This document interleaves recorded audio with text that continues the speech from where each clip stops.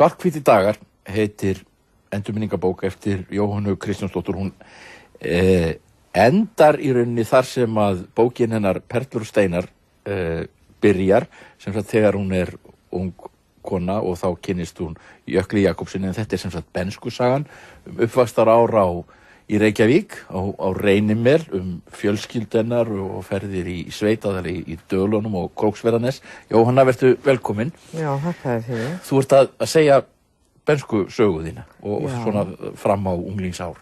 Já, eins og þú segir, hún endar þegar Perlur og steinar byrja.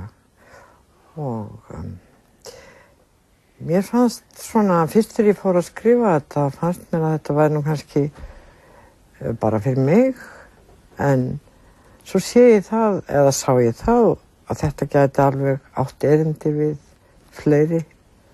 Þannig að þá fór ég að vinna þetta með það fyrir að gefa þetta út. Og þú elst upp á Reynimelum, sem þetta er nýtt hverfi í stríðinu, er að byggjast upp í stríðinu og í lok stríðsins. Já, meðlarnir byrja, Víðimelurinn var kominn, og svo kemur Reynimelurinn. Og þetta var gagnmerkt hverfi, og það var afskaplega mikið meðlarhverfi. Það var ekkert farið að rækta eða nokkuð skapaðan hlut. Þetta var svona dálítið tómt. En okkur leið ágætlega krökkunum þarna. Það voru margir krakkar þarna? Það var alveg kássa af börnum. Óskaplega mikið af börnum. En sko, fjölskyldaði pabbiðinn, hann vinnur hjá Samband, hann er maður Sambandinu, maður Jónasar á Hriflu. Og þú gleymd að lýsa bílferð með Jónasi þarna. Já, Jónas var náttúrulega heimilisvinur. Pabbi var mikill áhangandi Jónasar frá Hriflu alla tíð, stóð með honum minnstakosti út á við, og þeir töluðu saman nánast svona á hverju kvöldi. Löngu eftir að pabbi hafði yfirgefið Framsókn, þá héldu þeir vinskap alveg fram í andlát Jónasar. En þetta er mjög svona, myndi maður segja, svona próper heimili. Það er pabbiðinn og mammaðinn, og kannski ekki síst mammaðinn, vildi svona hafa röðu reglu og öllu. Já, finnst þér það galli? Nei, það er ekki galli, ég spyr. Nei, ég held nú bara að þetta uppeldi sem við fengum, einmitt þetta, að hafa reglu á hlutunum og ekkert mikið vesen.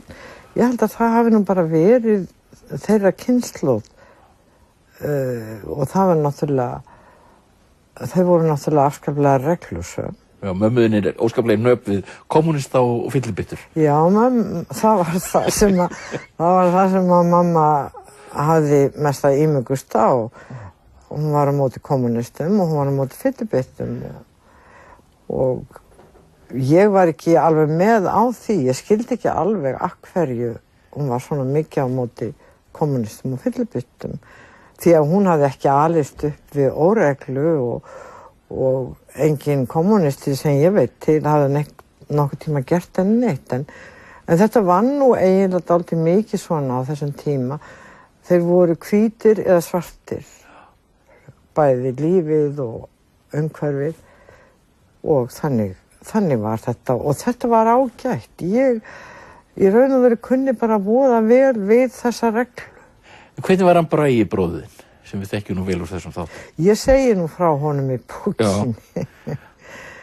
Ég veið náttúrulega afskaplega stutt á milli okkar, og hann var eldri bróðir, og okkar samskipti mótuðust dálítið af því að hann var strákur og ég var stelpa, og þó við værum ekkert enn til að tala jafnrétti þarna á heimilinu, að þá var strákur á öðrum, svona á annarri hillu heldur en stelpan.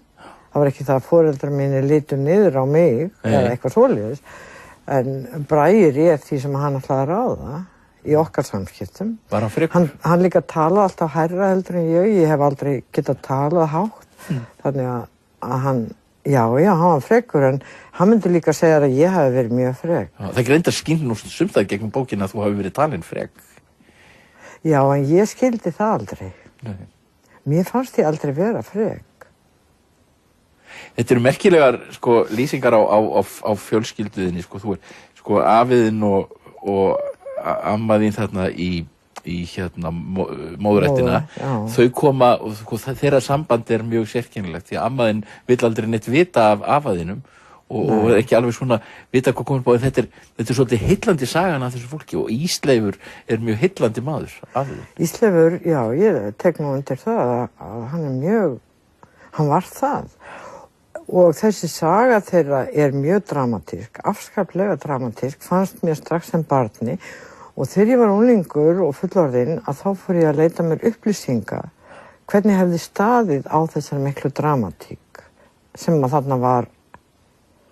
Og ég fekk aldrei neitt svar.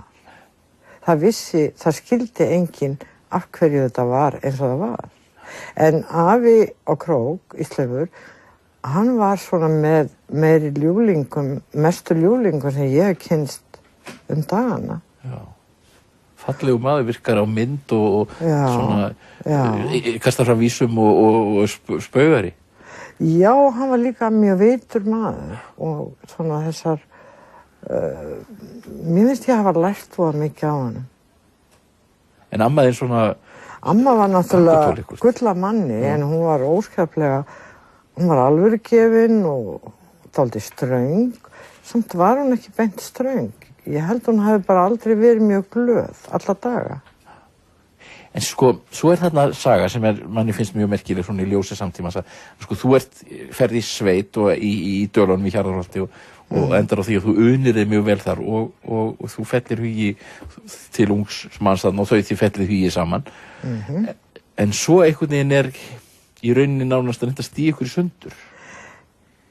Ég veit það nú ekki. Þetta mæltist ekkit rosalega vel fyrir hjá foreldrum mínu. Ég var náttúrulega óskup lítil. Ég var náttúrulega ekki nema 13 ára og ég veit ekki hvort að maður hefði sjálfur orðið himinlífandi ef að 13 ára dóttir manns hefði, þó að þetta væri fjarskalega saklaust þannig laga. En þetta var, mér fannst þú að gaman að rifja þetta upp og mér fannst það var ekkert svekkelsi í mér þó svo að pappa og mamma hafi kannski verið með svona ákveðna herkju í þessu öllu saman. Mér fannst þetta bara koma út þannig að ég vildi hafa þetta allt með. Fyrst að ég aðeins á hana borð, þá vil ég bara segja frá þess. En þú fékkst ekki að fara aftur í sveitina vegna þess að það var vitað að þessi ungi maður væri þarna í dalnum. Ég veit það, ég veit það. En ég fór nú samt. Þannig að ég lét út af fyrir sig það ekkert endilega stoppa. Þetta samband, því lauk ekki fyrir löngu seinna. Nei. En það eru svona margar skemmtilega persónur þarna og eins og ég segi svona sögur sem eru bæði sumar dramatískar og aðrar svona hugljúfar. Já, það bara eins og karakter minn sko. Hugljúf og dramatísk. Þetta er góð lýsing eiginlega. Þakka þér fyrir að koma í þáttinn, Jóhanna.